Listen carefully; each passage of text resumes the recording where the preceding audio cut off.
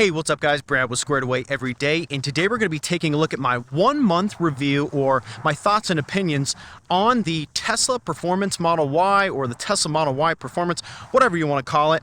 And I'll just kind of give you my overview, just a real high level of what I think of the car in general, what I love about it, what I hate about it, and everything in between. If you haven't had a chance yet, please go ahead and like the video. If you end up digging it, sub to the channel, and let's hop into it.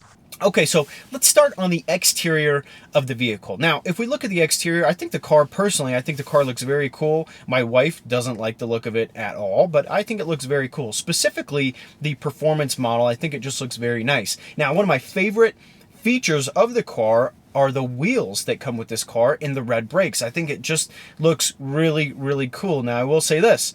The wheels, if you look up close, the wheels protrude further out than the actual rubber does on the tire.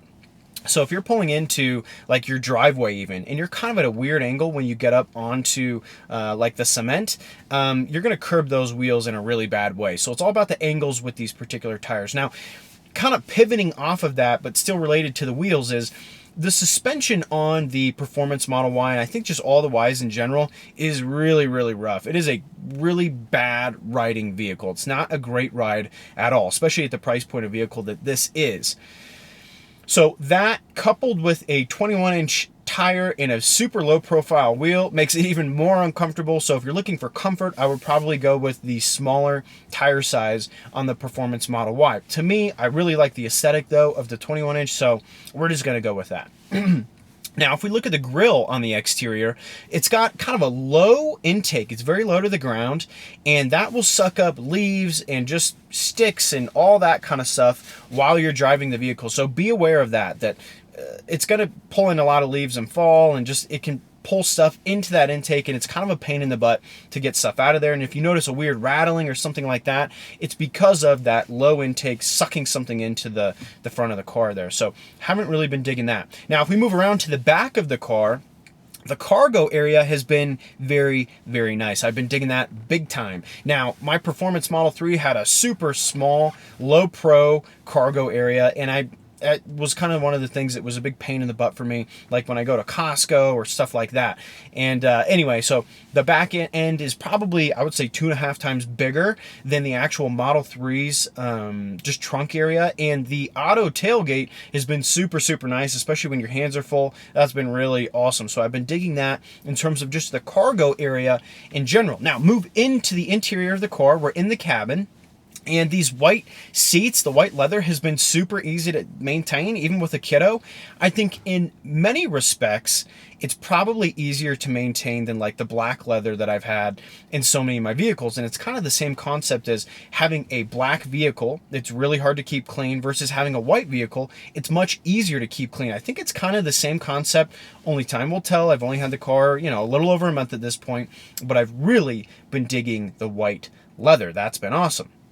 Now, other than the white leather, the cabin has been really, really nice. The cabin has been roomy, a lot bigger, obviously, than the Model 3, and I really like the pano roof. There's no sort of strut on the middle of the car like the Performance Model 3 has, and so sitting in the back, which I don't do, but I have sat back there just to see what it's like, the pano roof just looks really cool, and it's actually a pano roof versus like having a big beam in the middle like the Performance Model 3 has that I have. Really like the seated position. You actually feel like you're sitting in a seat rather than kind of elongated like you are in a car. That's nice. And then also not just that, but your view that you have on the road is really, really nice. So I've been digging that as well. The steering, the handling, let's say that, the handling has been relatively good. For a car of this size, it's been relatively good. Again, only hindered by the suspension itself. Very, very poor suspension. If you're thinking about getting a Performance Model Y, I would consider waiting until 2022. Apparently, they're going to have some air suspension or something like that added to the car. I don't know if that's true. We'll see if that actually ends up happening, but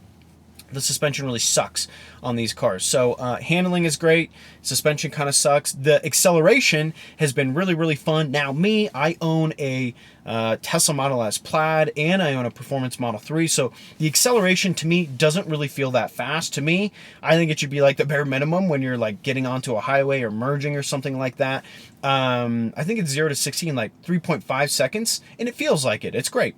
It doesn't feel fast to me because of the other cars that I own. Now, moving into like stuff that just normal with the Teslas, again, that 17-inch screen is great, loving that. But the regen braking is really, really good. I just, you know, out of all the features that the Teslas offer, I really enjoy the regen braking. And that's just, if you don't know what that is, that's when you let off the gas. The car, if you have it set to it, it'll just automatically slow down. And when it does, it'll charge the batteries a little bit as well when it's doing that. So you have to use your brakes if you're kind of methodical in how you drive the car.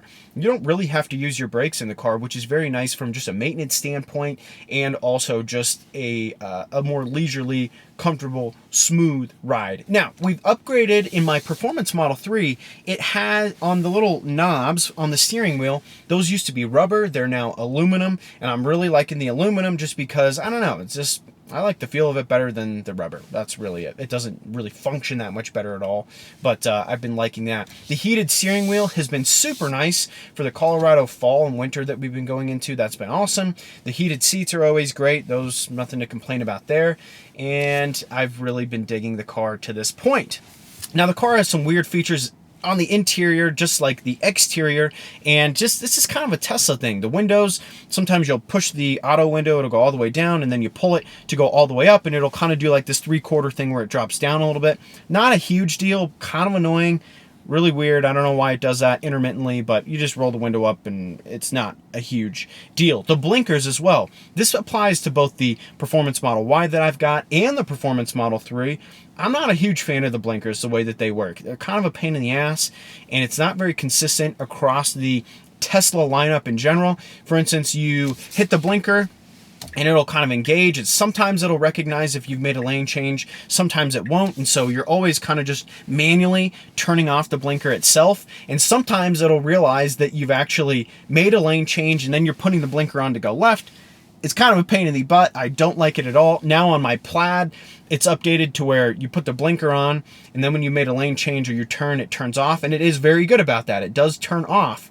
But just the inconsistency of it between all the Teslas I own, I just look like a complete idiot driving down the road, and I never really get the blinkers down. So that's been a weird thing just across the board with Tesla. I just am not a huge fan of any of the blinkers because they're so inconsistent. So that's my 2 cents on it. If you haven't had a chance yet, please go ahead and like the video, give me a sub, and we'll see you in the next one.